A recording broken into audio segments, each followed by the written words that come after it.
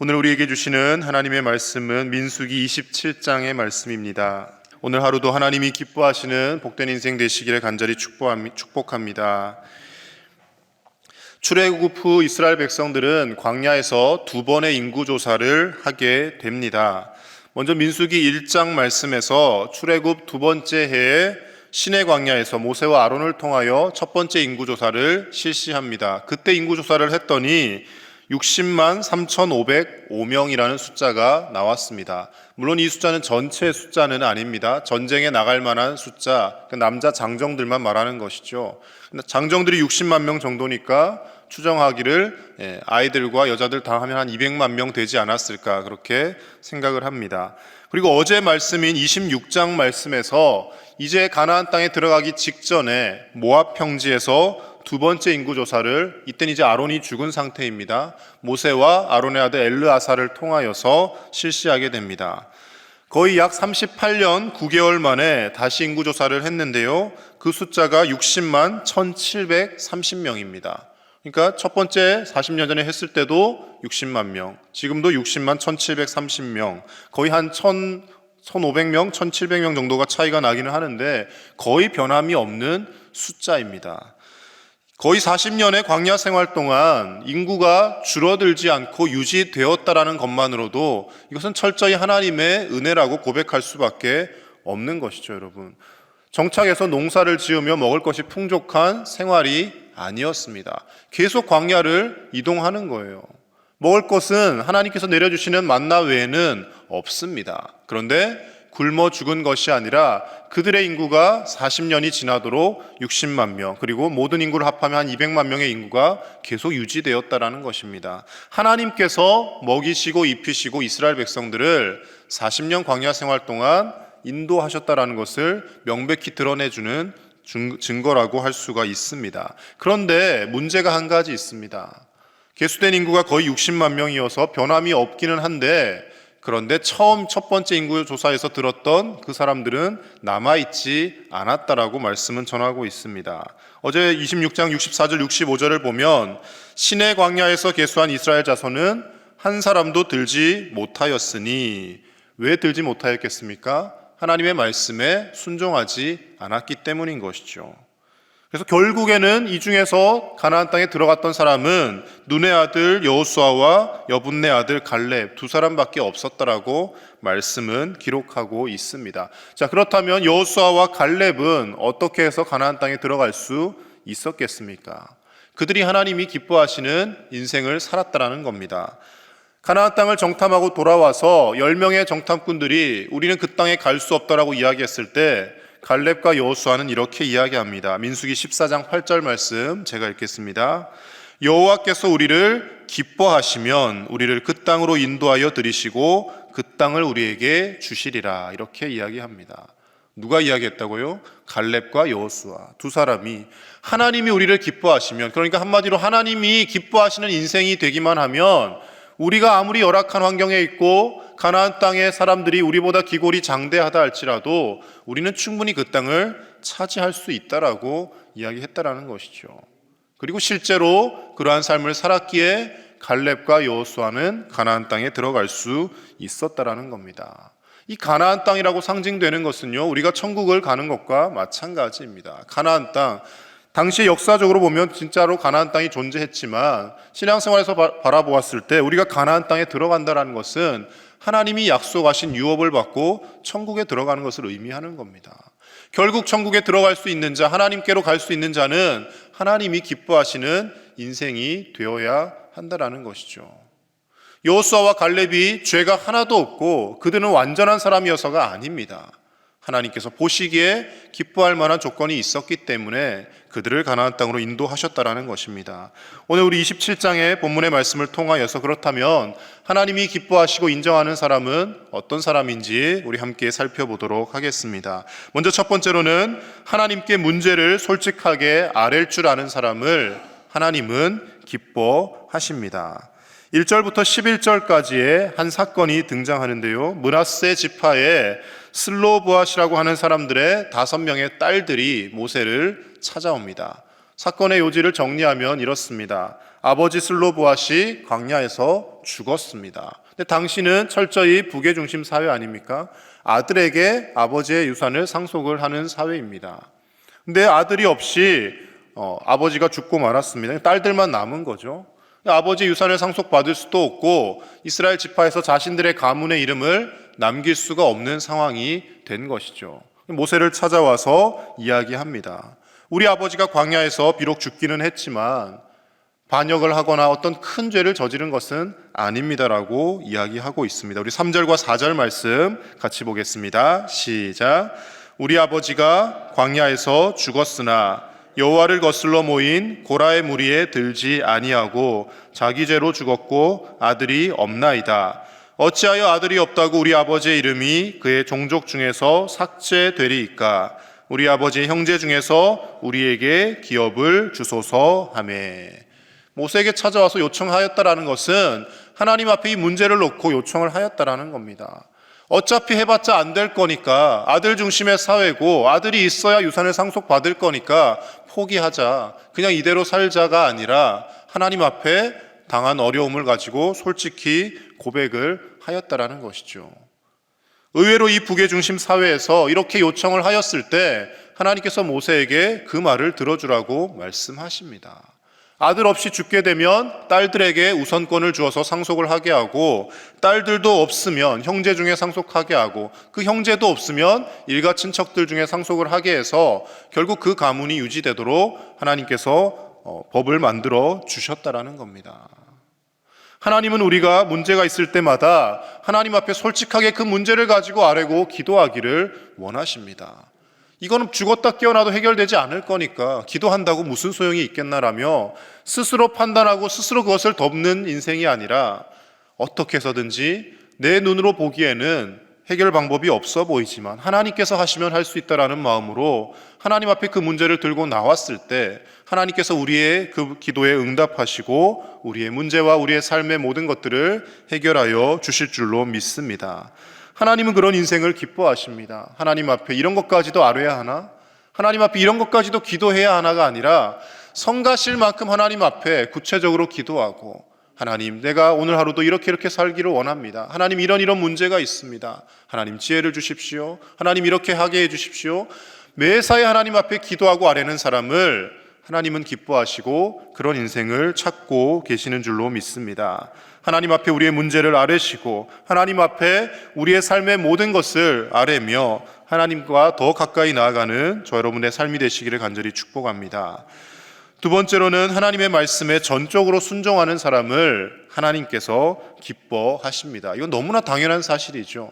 말씀에 순종하지 않는 사람을 하나님이 어떻게 기뻐하시겠습니까? 그런데 오늘 본문의 말씀에 보면 정말 이해되어지지 않는 말씀인데 순종하는 한 사람이 나옵니다. 다름 아닌 바로 지도자 모세인 것이죠. 모세가 훌륭한 점은 그가 온유한 사람이기도 했지만 하나님이 말씀하셨을 때 처음에 그 이스라엘 백성들에게 보낼 때는 여러 가지 토를 달았지만 그 이후로는 별로 토를 달지 않습니다. 지도자로 세워지고 나서부터는 하나님이 이렇게 하라라고 하면 그대로 시행을 하였다라는 것이죠. 모세가 처음에 자신이 이스라엘 백성들에게 가겠다고 보내어 달라고 한 것이 아닙니다. 하나님께서 가기 싫다는 모세를 붙잡아서 억지로 보내신 것 아닙니까? 그렇게 보내셨으면 적어도 다른 사람은 몰라도 모세는 가나안 땅에 한번 들어가서 땅이라도 밟아보게 해 주셔야 할 것 아니겠습니까? 우리가 생각하기로는 그것이 맞는 것이죠. 그런데 모세는 가나안 땅에 들어가지 못합니다. 오늘 12절에서 14절 말씀 우리 같이 보겠습니다. 12절에서 14절입니다. 시작. 여호와께서 모세에게 이르시되 너는 이 아바림 산에 올라가서 내가 이스라엘 자손에게 준 땅을 바라보라. 본 후에는 내 형 아론이 돌아간 것 같이 너도 조상에게로 돌아가리니 이는 신광야에서 회중이 분쟁할 때에 너희가 내 명령을 거역하고 그 물가에서 내 거룩함을 그들의 목전에 나타내지 아니하였음이니라. 이 물은 신광야 가데스의 무리바 물이니라. 아멘. 모세가 가나안 땅에 들어가지 못하는 이유에 대해서 하나님 뭐라고 말씀하십니까? 신광야에 있는 가데스의 무리바 물가에서 하나님께서 물을 달라고 원망하는 이스라엘 백성들에게 반석에게 명령하여 물을 내라고 말씀을 하십니다. 근데 모세가 백성들이 하도 원망하고 항의를 하니까 화가 나서 반석에게 명령한 것이 아니라 가지고 있던 지팡이로 2번 내리칩니다. 쉽게 설명하면 이런 거죠. 못해 먹겠네 그러면서 지팡이 2번 내려친 거예요. 근데 물이 쏟아져 나옵니다. 근데 하나님께서 그거를 좋게 보시지 않았다라는 것이죠. 분명히 하나님께서 명령을 하라고 하셨는데 모세가 자신의 혈기를 그때 딱 한 번 드러낸 겁니다. 구스 여인을 취했다고 자신을 핍박했던 형제들에게도 화를 내지 않았습니다. 이스라엘 백성들이 우상 숭배를 하며 끊임없이 분노케 하여도 하나님 앞에 그들을 살려달라고 기도했던 모세입니다. 그런데 그런 모세도 한 번쯤 화가 날 수 있지 않겠습니까? 화가 나서 반석을 2번 때렸는데 그것으로 인해서 하나님의 거룩함을 훼손하였다라고 하나님 말씀하시며 모세도 가나안 땅에 들어가지 못한다라고 말씀을 하십니다. 어찌 보면 제사장과 지도자였던 모든 이들이 들어가지 못합니다. 아론이 먼저 호르산에서 죽었고 모세도 결국 나중에 느보산 꼭대기에서 가나안 땅을 바라보며 거기서 죽습니다. 그런데 모세의 반응이 더 신기합니다. 이렇게 말씀하시면 한 번쯤은 하나님 앞에 제가 땅을 한 번이라도 밟아보게 해주십시오. 그래도 제가 이때까지 40년이나 고생하며 이 백성들을 이끌었지 않습니까? 하나님 땅 한번 밟아보는 게 그게 큰 죄입니까? 라고 이야기할 법도 한데 모세가 어떤 반응을 보입니까? 우리 15절에서 17절 같이 보겠습니다. 15절에서 17절입니다. 시작. 모세가 여호와께 여짜와 이르되 여호와 모든 육체의 생명의 하나님이시여 원하건대 한 사람을 이 회중 위에 세워서 그로 그들 앞에 출입하며 그들을 인도하여 출입하게 하사 여호와의 회중이 목자 없는 양과 같이 되지 않게 하옵소서. 아멘. 모세가 단 한마디도 제가 그 땅에 들어가 보고 싶습니다라고 이야기하지 않습니다. 하나님이 너는 들어갈 수 없다라고 이야기하자 바로 모세의 반응은 어떤 것입니까? 백성들을 걱정하고 있는 거예요. 하나님, 제가 하나님께 가겠습니다. 제가 죽는 것 인정합니다. 그런데 이 백성들이 목자 없는 양과 같이 되지 않도록 한 지도자를 세워 주십시오라고 마지막까지도 자신을 원망하고 힘들게 했던 그 백성들을 염려하고 있는 모습을 보여주더라는 겁니다. 그래서 어쩌면 이스라엘 백성들은 아직까지도 이 모세를 존경하는 지도자로 삼고 있는지도 모르겠습니다. 나를 힘들게 하고 핍박하고 억압하며 하나님의 말씀을 들고 십계명을 들고 내려왔을 때조차도 우상 숭배를 하고 있었던 그 백성들을 끝까지 염려하며 하나님께로 인도하고자 했던 그 모세의 마음이 말씀에 고스란히 들어 있는 것입니다. 삶을 살다 보면 때로는 하나님이 이해되어지지 않을 때가 있습니다. 정말 열심히 살았는데, 정말 열심히 선하게 신앙생활하며 살았다고 자부했는데 가정에 여러 가지 불화가 생기거나 또는 육신이 아프거나 여러 가지 어려움을 겪을 때가 있습니다. 그때 우리에게는 어떤 마음이 듭니까? 은연중에 하나님 어떻게 저한테 이러실 수가 있습니까? 라는 마음이 생기지 않습니까? 제가 뭘 그렇게 잘못했다고 하나님 이런 시련을 다른 사람도 아니고 저에게 주십니까? 라고 우리는 기도할 때가 있습니다. 물론 하나님은 그렇게 솔직하게 하나님 앞에 원망 섞인 기도를 드리는 것도 받으시고요, 하나님 앞에 나와서 울며 기도하는 것도 기뻐하십니다. 근데 모세는 하나님 어떻게 저한테 가나안 땅을 밟아보지도 못하게 하실 수가 있습니까? 라고 단 한마디도 원망하지 않더라는 겁니다. 하나님이 주신 사명이 여기까지면 제가 순종하겠습니다. 이 백성들 생각해 주십시오. 그러고 의연히 하나님께로 갔다라는 것이죠. 어찌 보면 그가 그렇게 순종할 수 있었던 이유는 이 땅에서의 내 삶은 120년으로 끝나지만 나는 하나님의 품으로 가서 영원한 천국에서 하나님과 함께 우리 후손들의 삶을 지켜볼 것이다라는 믿음이 그에게 있었기 때문에 이런 순종이 가능하지 않았을까 생각해 봅니다. 우리가 저 천국 소망을 가지고 하나님 나라를 바라보며 산다면 때로는 이 땅 가운데서 부당한 일을 조금 당하여도 내 생각으로 이해되어지지 않는 일들을 하나님이 계획하고 행하신다 할지라도 하나님의 나라 천국에서 영원히 이 삶을 바라보며 우리의 자손들이 믿음으로 서가는 것을 바라볼 것이기에 하나님 앞에 원망하지 않고 순종할 수 있게 되는 줄로 믿습니다. 때로는 하나님께서 우리의 삶을 하나님의 방법으로 인도해 가실 때 이해가 되지 않는다 할지라도 모세와 같이 말씀에 전적으로 순종하며 하나님의 뜻이 내 뜻보다 더 옳습니다라고 고백하는 저와 여러분들의 믿음의 삶이 되실 수 있기를 우리 주님의 이름으로 간절히 축복합니다. 마지막 세 번째로 하나님은 성령으로 충만한 사람을 기뻐하십니다. 모세의 요청에 따라 하나님께서 이제 여호수아를 세우십니다.